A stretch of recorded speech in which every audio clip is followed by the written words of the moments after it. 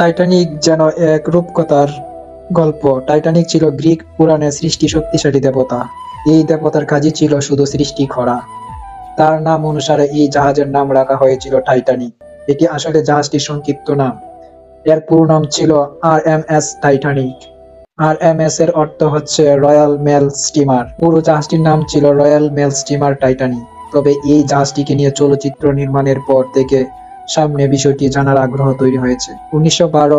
15 April ইংল্যান্ডের south স্টেলন থেকে new York যাওয়ার পথে হিমশৈবালের ধাক্কা লেগে ডুবে গিয়েছিল বিশ্বের বৃহত্তম জাহাজ টাইটানিক। তবে এর অনেক ঘটনা সবার জানা রয়েছে। সবার বাইরে তথ্য জানা, যেগুলো শুনলে হয়তো আপনারা অবাক হয়ে যাবেন। টাইটানিক সম্পর্কে কিছু জানা তথ্য।